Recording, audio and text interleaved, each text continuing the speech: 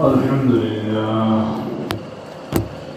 لله نحمده ونستعينه ونستغفره ونؤمن به ونتوكل عليه ونعوذ بالله من شرور أنفسنا ومن سيئات أعمالنا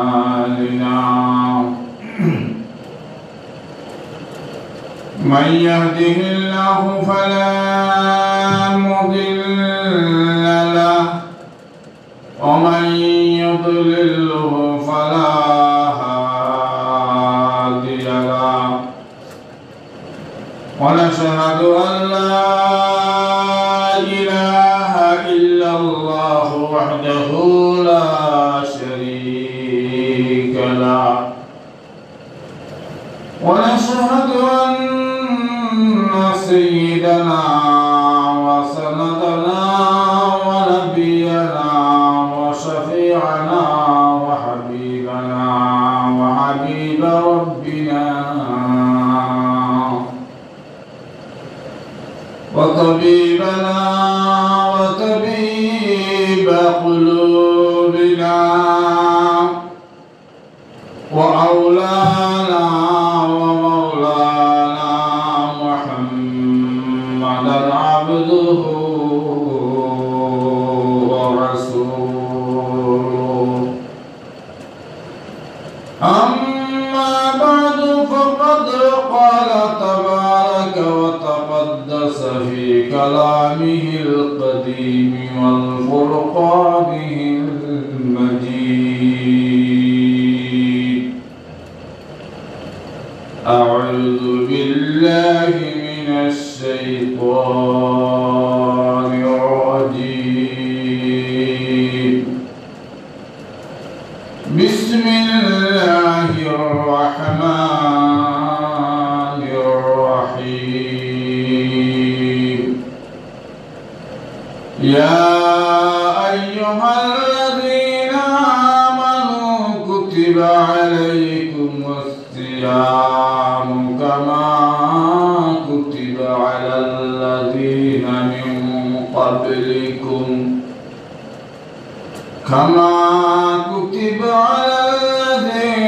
من قبلكم لعلكم تتقون.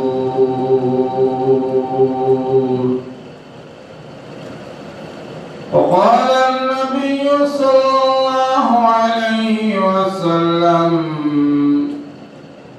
الصوم لي وأنا أجزي به أو كما قال عليه الصلاة والسلام. بارك الله لنا ولكم في القرآن العظيم ونفعنا وإياكم بالآيات والذكر الحكيم. إنه تعالى جواد كريم ملك بر رؤوف رحيم. سبحانك لا علم لنا إلا ما علمتنا إنك أنت العليم الحكيم. صلى الله على سيدنا ومولانا محمد وعلى آله وصحبه وسلم. صلى الله على سيدنا ومولانا محمد وعلى آله وصحبه وسلم. أستغفر الله إن الله غفور رحيم. أستغفر الله إن الله غفور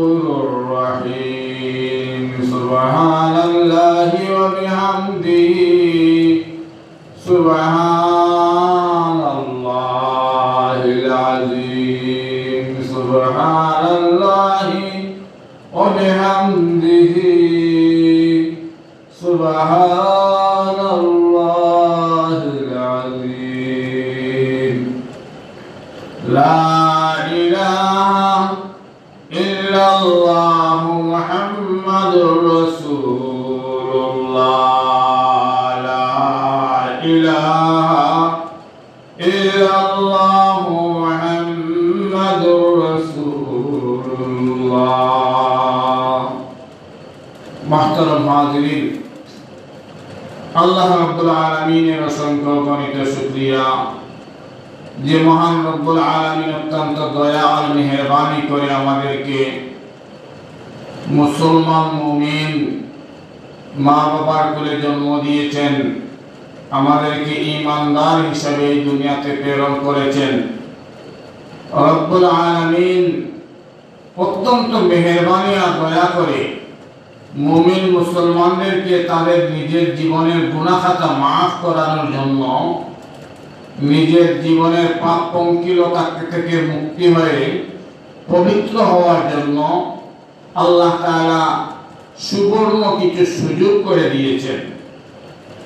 এটা আল্লাহর খাস মেহেরবানি যে হাজারো হাজার লাখো লাখ কোটি কোটি কুড়ুল কুড়ুল অসংখ্য অগণিত পাপরাশি করে মানুষ পাপের রাজ্যে পাপের সাগরে ডুবে যাওয়ার পরও সে এমন কিছু সময় মুহূর্ত বা মুক্তম সুযোগ আল্লাহ তাআলা তাদেরকে দান করেছেন, আমাদেরকে দান করেছেন যে যদি সে খাঁটিভাবে তওবা করে, তুবু ইলাল্লাহি তাওবাতান নাসুহা, সে যদি তার পাপের উপর লজ্জিত হয়ে শর্মিন্দা হয়ে সে অনুতপ্ত হয়ে তার পাপের উপর নিজে শর্মিন্দগি হয়ে পাপ ছেড়ে দেয় আর আল্লাহর কাছে তওবা করে, আল্লাহ রাব্বুল আলামিন তার জীবনের সকল গুনাহ খাতা মাফ করে দেন। সুবহানাল্লাহ।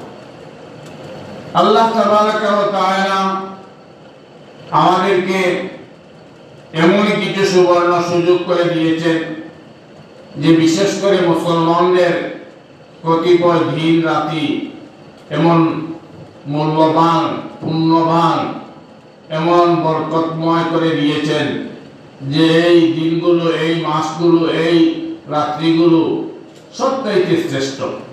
তোর মধ্যে হচ্ছে রমজান আল মুবারক।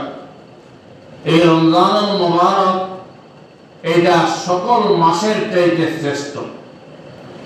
যত মাস আছে 12 মাসে এক বছর, এই 12 মাসের মধ্যে সর্বশ্রেষ্ঠ মাস হচ্ছে রমজান আল মুবারক। সুবহানাল্লাহ। এই রমজান আল মুবারক আল্লাহ তাবারাকা ওয়া তাআলা উম্মতে মুহাম্মাদিয়াকে দান করেছেন। এটা আল্লাহ খাস মেহেরবানি, আল্লাহ দয়া, আল্লাহ মায়া, আল্লাহ অনুগ্রহ, আল্লাহ তাআলার করুণা যে রমজান আল মুবারক পেয়ে আমরা যেন আমাদের সারা বৎসরে জীবনের গুনাহ খাতা মাফ করাইতে পারি এবং আগামী বৎসর যেন আমরা আল্লাহর নির্দেশিত পথে নবী মুহাম্মদুর রাসূলুল্লাহ সাল্লাল্লাহু আলাইহি ওয়াসাল্লামের আদর্শিত বাতানো দেখানো পথে চলতে পারি। আজকে আমি রমজানুল মুবারক সম্পর্কে কিছু আলোচনা করার চেষ্টা করব, যেহেতু আগামী সপ্তাহে আমাদের রমজানুল মুবারক শুরু। সেই রমজানের ফজিলত, রমজানের মাহাত্ম্য, রমজানের ফাজাইল মাসাইল এগুলো আমাদের জানা দরকার। রমজানের প্রস্তুতি গ্রহণ করা দরকার। আল্লাহ তাবারাকা ওয়া তাআলা যেন ইখলাসের সাথে আমাকে আলোচনা করার আমলের নিয়তে আপনাকে আমাকে সবাইকে শোনা তৌফিক দান করেন। আমিন।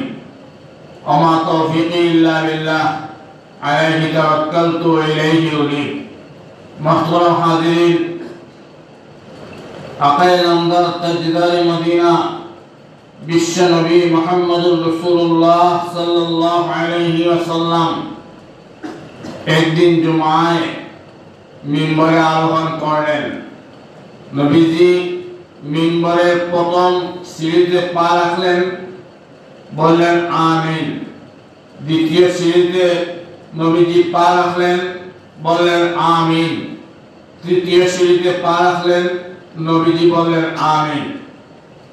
সাহাবায়ে কেরাম রাদিয়াল্লাহু তাআলা আলাইহিম আজমাইন নবীজি সাল্লাল্লাহু আলাইহি ওয়াসাল্লামের মিম্বরে আরোহণ করা দেখে তারা অবাক বিস্ময়ে তাকিয়ে রইলেন যে আল্লাহর রাসূল সাল্লাল্লাহু আলাইহি ওয়াসাল্লাম প্রতিনিয়ত এইভাবে মিম্বরে আরোহণ করেন, কিন্তু আমিন আমিন বলেন না। আজকে দেখা যায় নবীজি মিম্বরে আরোহণ করলেন, প্রথম সিঁড়িতে পা রাখলেন, আমিন বললেন। দ্বিতীয় সিঁড়িতে পা রাখলেন, আমিন বললেন। তৃতীয় সিঁড়িতে পা রাখলেন, আমিন বললেন। ব্যাপার কি, বিষয় কি, মাহাত্ম্য কি, রহস্য কি, আজকে তো জানা দরকার। সাহাবায়ে কেরাম রাদিয়াল্লাহু তাআলা আলাইহিম আজমাইন বিশ্বনবী মুহাম্মদুর রাসূলুল্লাহ সাল্লাল্লাহু আলাইহি ওয়াসাল্লামকে অত্যন্ত শ্রদ্ধার সাথে জিজ্ঞেস করলেন, জানতে চাইলেন, ওগো নবীজি, ইয়া রাসূলুল্লাহ, ইয়া হাবিবাল্লাহ, ওগো আল্লাহর নবী, আজকে আমরা একটা ব্যতিক্রমী আপনার মিম্বরের আরোহণের দৃশ্য দেখলাম। আজকে আপনি মিম্বরে প্রথমে পা রাখলেন, বললেন আমিন। দ্বিতীয় সিঁড়িতে পা রাখলেন, আমিন বললেন। তৃতীয় সিঁড়িতে পা রাখলেন, আমিন বললেন। এভাবে তো আর কখনো এই আমিন আমিন আমিন বলেন না। ব্যাপার কি? আমরা দেখছেন না নামাজের মধ্যে সূরা ফাতিহা পাঠ করার পরে আস্তে বলি আমিন। ইমাম সাহেব যখন বলে গায়রিল মাগদুবি আলাইহিম ওয়ালাদ-দাল্লিন, তখন আমরা বলি আমিন। এই আমিন শব্দের অর্থ হচ্ছে, হে আল্লাহ, আমাদের দোয়া বা আমার দোয়া কবুল করো। আল্লাহর কাছে দরখাস্ত করি, আমরা আবেদন করি। রাসূল করিম সাল্লাল্লাহু আলাইহি ওয়াসাল্লাম বললেন, হে আমার সাহাবায়ে কেরাম, আমি আজকে যখন মিম্বরে আরোহণ করি তখন আল্লাহর দূত যে ফেরেশতা জিবরাইল আলাইহিস সালাতু ওয়াস সালাম, যিনি আল্লাহর কাছ থেকে ওহী নিয়ে, ঐশী বাণী নিয়ে নবীদের কাছে আসছেন, আমাদের নবীর কাছে আসছেন, সেই জিবরাইল আমিন ফেরেশতা আরোহণ করলেন, অবতরণ করলেন, এসে বললেন, ওগো নবীজি, যারা রমজান মাস পেল আর তাদের জীবনের গুনাহ খাতা মাফ করাইয়া জান্নাতের উপযোগী হতে পারল না, তার ধ্বংস অনিবার্য। মাউযুবিল্লাহ। জিবরাইল আমিন কি বলেছেন? বলেছেন, ওগো নবীজি, আপনার উম্মতের যারা রমজান মাস পাবে আর এই রমজান পাওয়ার পরও তারা নিজেদের জীবনের গুনাহ খাতা ক্ষমা করাইয়া পাক সাফ হয়ে জান্নাতের উপযুক্ত হতে পারল না, তাদের ধ্বংস, অর্থাৎ তাদের দুনিয়া আখিরাত বরবাদ হয়ে গেল। আমি জিবরাইল আলাইহিস সালাতু ওয়াস সালামের এই দোয়ার সাথে একমত পোষণ করে আমি আমিন বলেছি। চিন্তা করে তাহলে বোঝা গেল যে রমজান মাস এটা আমাদের গুনাহ খাতা মাফ করার মাস। রমজান মাস এটা পাপ পঙ্কিলতা থেকে নিজেকে পবিত্র করার মাস। রমজান মাস এটা নিজেকে একেবারে পাপ মুক্ত জীবন গঠন করার মাস। আর জান্নাত অর্জনের মাস, জাহান্নাম থেকে বাঁচার মাস। সুবহানাল্লাহ।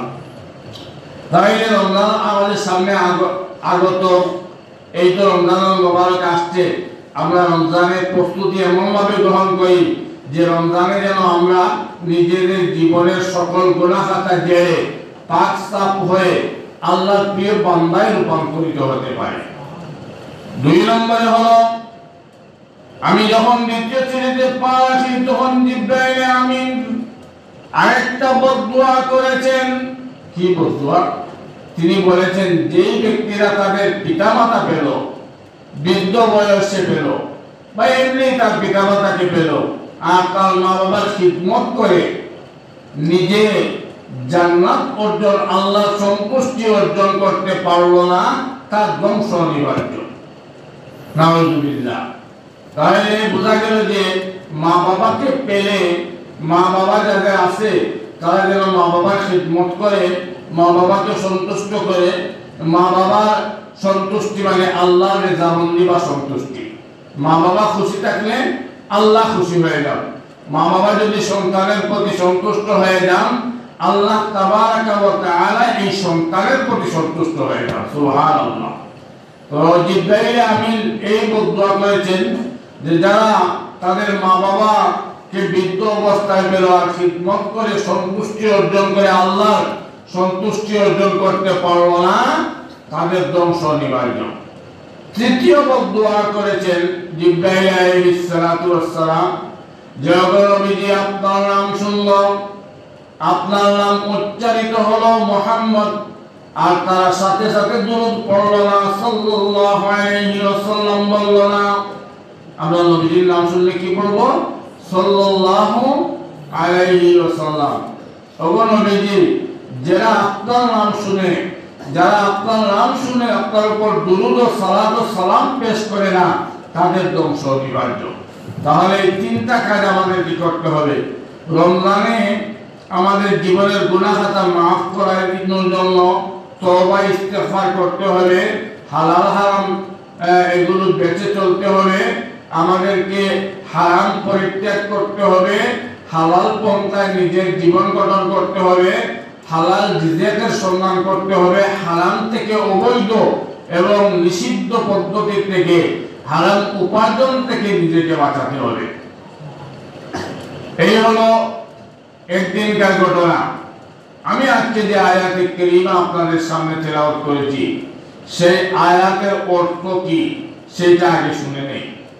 আল্লাহ রাব্বুল আলামিন বলেন, ইয়া আইয়ুহাল্লাযীনা আমানু কুতিবা আলাইকুমুস সিয়ামু কামা কুতিবা আলাল্লাযীনা মিন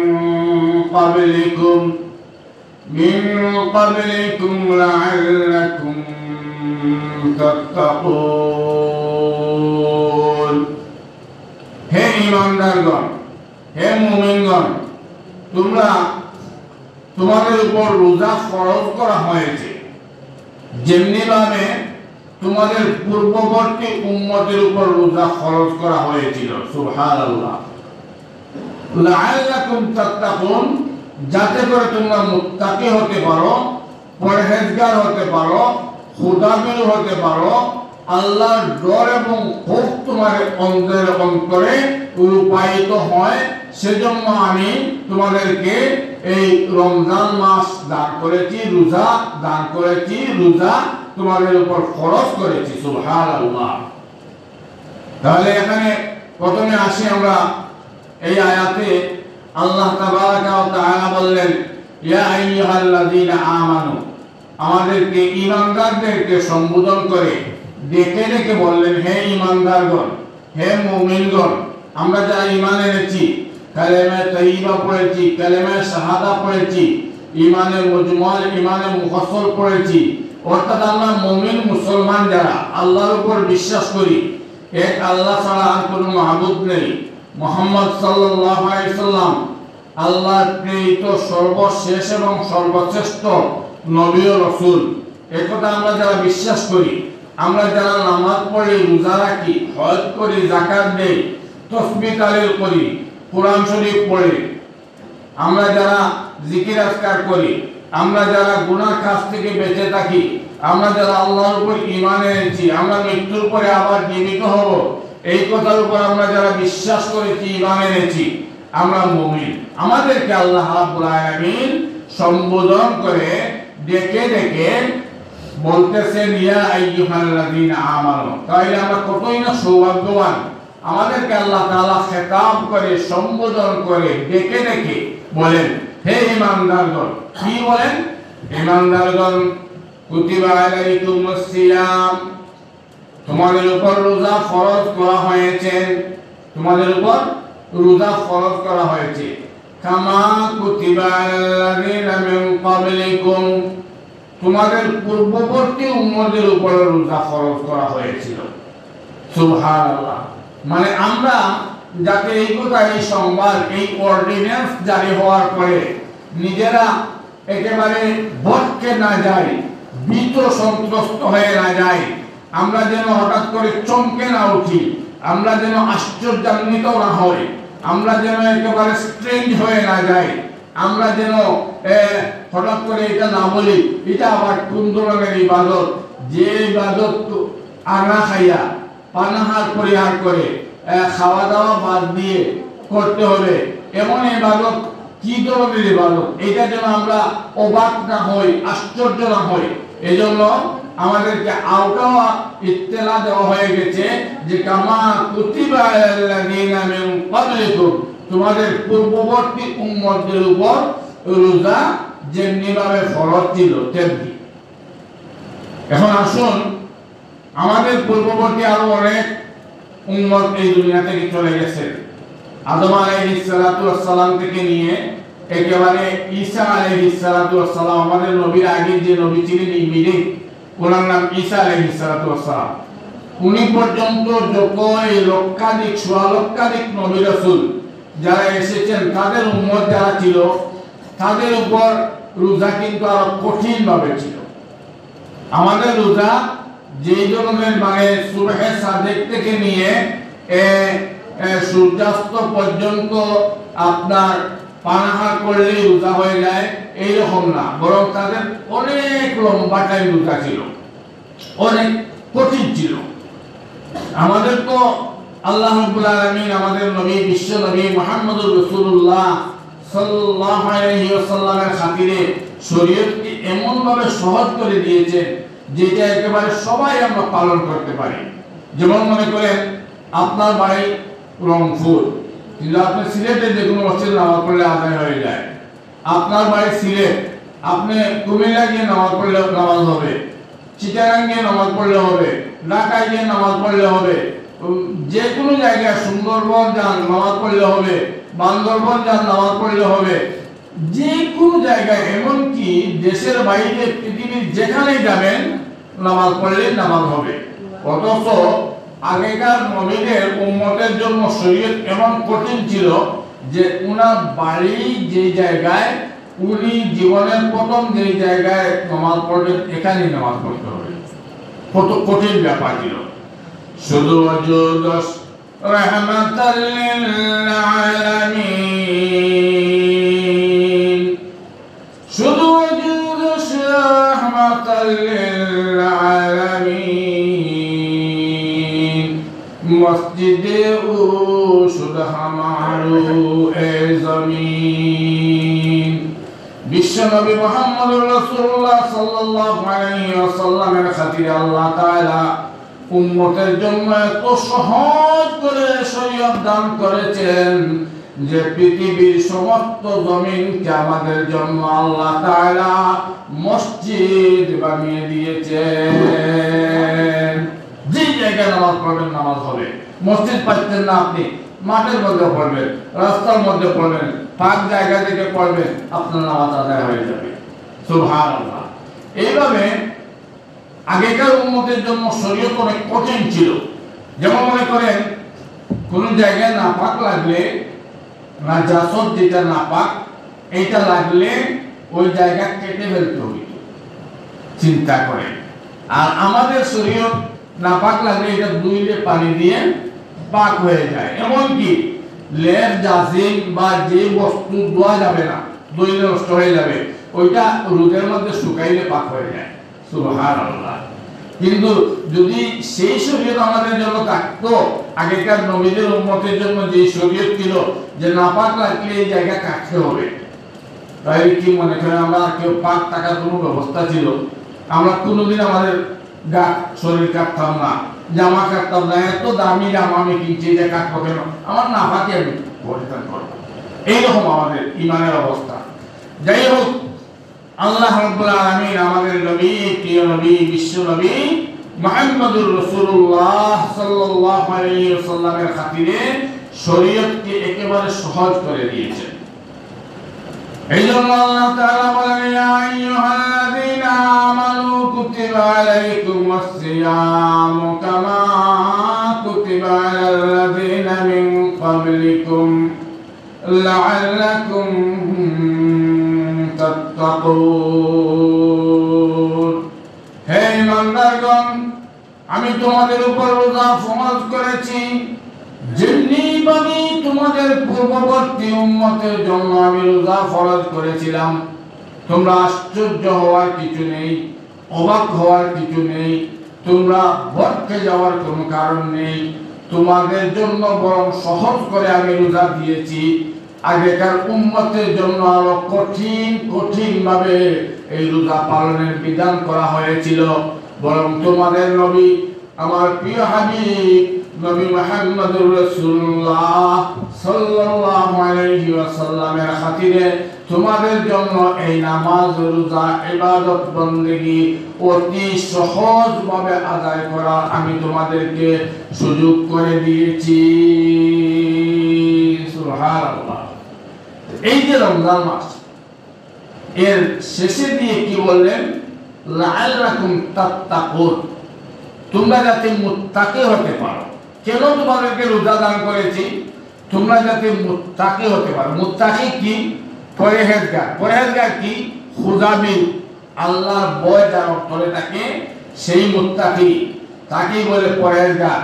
একটা আরবি শব্দ মুত্তাকি, পরহেজগার উর্দু শব্দ, আর খুদাবিদ বাংলা শব্দ। আল্লাহর ডর ভয় অন্তরে যার আছে সেই মুত্তাকি, সেই খুদাবিদ। যেমন মনে করেন কিভাবে আমরা মুত্তাকি, যেমন এখন মনে করেন সুবহে সাদিক, সুবহে সাদিক থেকে নিয়ে সূর্যাস্ত পর্যন্ত আমাকে উপবাস করতে হবে। খাবার দাবার গ্রহণ করা যাবে না, স্ত্রী সহবাস করা যাবে না, এমন কোনো কাজ করা যাবে না যে কাজ করলে রোজা ভঙ্গ হয়, এগুলোর থেকে বিরত থাকতে হবে। এখন এই কাজগুলো আমি করব না, ঠিক আছে, কিন্তু আমার পেটে খিদা লাগছে, এখন আমি আমার বাসায় দরজা জানালা বন্ধ করে আমি খেয়ে নিলাম, কেউ দেখলো না, এতে আমার কি আসে যায়? কেউ তো দেখছে না আমি রোজা রাখছি কিনা। কিন্তু বান্দা ততক্ষণ পর্যন্ত খায় না যখন সূর্যাস্ত না হয়, মাগরিবের আযান না হয়। কেন খায় না? যে কেউ দেখক না, কোন জিন পরি দেখক না, পোকামাকড় দেখক না, পশু জন্তু দেখক না, মানুষ দেখক না, কেউ দেখক না, কিন্তু কে দেখতেছে? আমার আল্লাহ। আমার আল্লাহ দেখতেছেন। এটা আমার উপর ফরজ বিধান, ওইটা আমাকে পালন করতে হবে। এটা আল্লাহর দেওয়া অর্ডিন্যান্স আমার উপর জারি হয়েছে। এই অর্ডিন্যান্স আমি সেই মোতাবেক যে টাইম থেকে টাইম পর্যন্ত বলা হয়েছে আমি পানাহার থেকে বিরত থাকতে হবে। একেবারে পেটের ক্ষুধার জ্বালায় খুব চটফট করতেছে, পানির পিপাসায় একেবারে পিপাসিত, পানি না খেলে যেমন তার কলিজা ফেটে যাচ্ছে, কিন্তু পানি খায় না। কেন? যে আমার আল্লাহর ভয়ে। এটাই হচ্ছে আল্লাহর ভয়। এই যে আল্লাহর ভয়, ওই আল্লাহর ভয়টা অন্তরে রূপায়িত করার নামই হচ্ছে তাকওয়া। এই আল্লাহ ভীতিটা নিজের অন্তরে গ্রথিত করার নাম, গেঁথে নেওয়ার নামই তাকওয়া। এই মুত্তাকি হওয়ার জন্য আল্লাহ তাআলা আমাদেরকে রমজান দিয়েছেন, রোজা দিয়েছেন। শুধু তাই না, নবীর একজন সাহাবী হযরত উবাই ইবনে কাআব রাদিয়াল্লাহু তাআলা আনহু, হযরত উবাই ইবনে কাআব রাদিয়াল্লাহু তাআলা আনহুকে জিজ্ঞাসা করা হয়েছিল যে এই দুনিয়াতে কোন মানুষ মুত্তাকি হতে হলে, পরহেজগার হতে হলে কিভাবে হবে? কারণ তার ডানে বামে সামনে পিছনে উপরে নিচে সব দিকে দিয়ে শুধু প্রতিবন্ধকতা। যেমন মনে করেন মুত্তাকি হতে হলে সে সুদ খাইতে পারবে না, ঘুষ খাইতে পারবে না, চুরি করতে পারবে না, জেনা করতে পারবে না, ব্যভিচার করতে পারবে না, বেপরদা চলতে পারবে না। এগুলো শয়তানের কাজ, যেগুলো এগুলো থেকে বিরত থাকতে হবে। নামাজ পড়তে হবে, রোজা রাখতে হবে, হজ করতে হবে, যাকাত দিতে হবে, সদকা খয়রাত করতে হবে।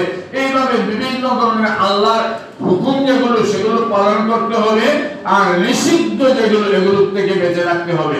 এখন আমাদের সমাজ বা রাষ্ট্রে সুদ আছে, ঘুষ আছে, লোন আছে, জেনা আছে, ব্যভিচার আছে, চুরি আছে, ডাকাতি আছে, মিথ্যা আছে, জীবত আছে, এই সম্পূর্ণ এগুলোর মধ্যে নিজেকে এই সমস্ত পাপ থেকে বাঁচানো কিভাবে যাবে? হযরত উবাই ইবনে কাব রাদিয়াল্লাহু তাআলা আনহু বলেন, মনে করে একটা সরু রাস্তা, একেবারে ছোট্ট একটা রাস্তা, কিন্তু ওই রাস্তা দিয়ে একজন মানুষ তার বডি নিয়ে কোনো মতে অর্থাৎ এমন ভাবে যেতে হবে যে এই রাস্তার ডানে বামে কাঁটা বিদ্ধ আছে। যদি একটু এইভাবে হেলাবে, একটু নড়াচড়া করে কাঁটাটা তার গায়ে লাগবে। কিন্তু এই সরু রাস্তা দিয়ে সে যেতে হবে, আবার ওই কাঁটার আঘাত থেকে নিজেকে রক্ষা করে সে তার পথ অতিক্রম করতে হবে। হযরত উবাই ইবনে কাব রাদিয়াল্লাহু আনহু বলেন, এমনি ভাবে এই দুনিয়াতে সমস্ত পাপ পঙ্কিলতা ঘিরে আছে, তোর মধ্যে নিজের জানটা প্রাণটা বাঁচাইয়া এইভাবে যেতে হবে যে এই যে নয় কাঁটার আক্রমণ থেকে নিজেকে রক্ষা করা যায়। যে ব্যক্তি এই কাঁটার আক্রমণ থেকে নিজেকে রক্ষা করে সে পথ অতিক্রম করতে পারলো, সেই প্রকৃত মুত্তাকি বা পরহেজগার। সুবহানাল্লাহ। হাদিস শরীফের মধ্যে এসেছে, আল্লাহর নবী বলেন, বুনিয়াল ইসলামু আলা খামসিন শাহাদাতি আল্লা ইলাহা ইল্লাল্লাহ ওয়া আন্না মুহাম্মাদার রাসূলুল্লাহ। ইসলামের পাঁচটা স্তম্ভ আছে, ইসলামের পাঁচটা ভিত্তি আছে, ইসলাম নামক দেহের পাঁচটা খুঁটি আছে। এই মূল পাঁচটা ভিত্তির মধ্যে প্রথমটা হচ্ছে আশহাদু আল্লা ইলাহা ইল্লাল্লাহ ওয়া আন্না মুহাম্মাদার রাসূলুল্লাহ। ঈমানের ভিত প্রথমে বপন করতে হবে যে আল্লাহ এক, আর নবী মুহাম্মদুর রাসূলুল্লাহ সাল্লাল্লাহু আলাইহি সাল্লাম আল্লাহর সর্বশেষ এবং সর্বশ্রেষ্ঠ নবী আর রাসূল। আর এরপরে ইকামিস সালাহ, নামাজ কায়েম করতে হবে, ওয়া ইতাইজ যাকাত, যাকাত দিতে হবে, ও সাওমি রমজান, রমজানের রোজা রাখতে হবে, ওয়াল হজ্জ বাইতুল্লাহ, আর যদি তৌফিক থাকে হজ করতে হবে।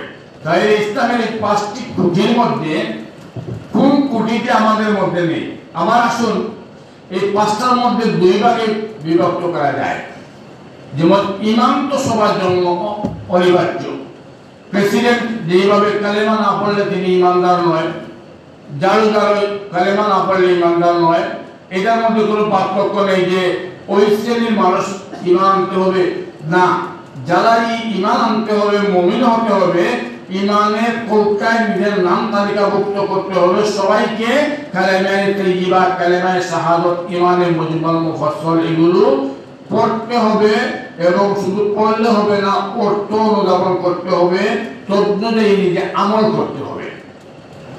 এটা হলো ইসলামের বীজ বপন। দ্বিতীয় নম্বরে হচ্ছে নামাজ, রোজা, হজ, যাকাত। এই চারটা, নামাজ, রোজা, হজ, যাকাত। আসুন এই চারটাকে দুই ভাগে বিভক্ত করা যায়। একটা হচ্ছে ইবাদতে বদনী, এটা হচ্ছে মানে শারীরিক ইবাদত, নিজের শরীর দ্বারা, সামর্থ্য দ্বারা এটা করতে হয়, সেটা হচ্ছে নামাজ এবং রোজা। দেখেন না, কোনো মানুষ যদি একেবারে অসুস্থ হয়ে যায়, রোজা রাখতে পারে না, সে তো রোজা রাখবে না, রোজার ফিদিয়া দিবে, কাফারা দিবে। আর কোনো মানুষ যদি একবার বিছানায় শয্যাশায়ী হয়, নামাজ ইশারায় পড়তে হয়, কিন্তু যদি তাও না পারে তাহলে তো আর নামাজ পড়তেই পারবে না। অর্থাৎ শারীরিক সক্ষমতা না থাকলে এই দুইটা করা যায় না। তো এই দুইটা হচ্ছে দলির জন্য, গরিবের জন্য নয়, সবার জন্য। যেমন নামাজ ফরজ প্রেসিডেন্টের জন্য, তেমন নামাজ ফরজ প্রধানমন্ত্রীর জন্য, তেমন নামাজ সকল মন্ত্রী এমপিদের জন্য, তেমনি ভাবে নামাজ সকল উপজেলা চেয়ারম্যান, জেলা চেয়ারম্যান, জেলা পরিষদের চেয়ারম্যান, ইউনিয়ন চেয়ারম্যানের জন্য, মেম্বারদের জন্য, তেমনি ভাবে নামাজ বৃদ্ধের জন্য, বালির সকলের জন্য, নারীর জন্য, পুরুষের জন্য, এমনকি একেবারে সমাজে যে জারুদার, ক্লিনার তার জন্য। এখানে পার্থক্য নেই যে প্রেসিডেন্টের নামাজ পড়লে আমাদের নামাজ আদায় হয়ে যাবে, না, এটা সকলের জন্য অনিবার্য অবধারিত, নামাজ পড়তেই হবে। রোজা এমনিভাবে, নামাজ আর রোজা এই দুইটা হচ্ছে ইবাদতে বদনি, মানে শারীরিক ইবাদত। দুইটা ইবাদত হচ্ছে ইবাদতে মালি, এটা হচ্ছে যাকাত আর হজ। যাকাত আর হজ শরীয়তের একটা নেশাব আছে যে এই পরিমাণ সম্পদের অধিকারী হলে উনি হজ করবেন, এই পরিমাণ নেশাবের মালিক হলে, নেশাব বুঝেন 7.5 তোলা স্বর্ণর পরিমাণ, তার প্রয়োজন ব্যতীত যদি 7.5 তোলা স্বর্ণের পরিমাণ স্বর্ণ থাকে বা সেই পরিমাণ মাল থাকে, বা 52 তোলা রূপা পরিমাণ সম্পদ থাকে অতিরিক্ত, ও তার জন্য যাকাত ফরজ, হজ ফরজ। এখন বোঝা গেল যে সেই পরিমাণ মালের মালিক হবে না তার জন্য হজ ফরজ হবে না, যে সেই পরিমাণ সম্পদের মালিক হবে না তার জন্য যাকাত ফরজ হবে না। এটা হচ্ছে ইবাদতের মালিক, যার মাল আছে সে যাকাত দিবে, যার মাল আছে সে হজ করবে। এই জন্য এই দুই ভাগে বিভক্ত করলে প্রথম যেটা নামাজ এবং রোজা, এটা সকলের জন্য, সর্বসাধারণের জন্য, সকল মুসলমান মুমিনের জন্য আল্লাহ তাবারাকা ওয়া তাআলা অবধারিত করে দিয়েছেন। এই রমজানুল মুবারক সামনে আসছে, সময় যেহেতু শেষ হয়ে গেছে, ইনশাআল্লাহ রমজান সম্পর্কে আলোচনা করব।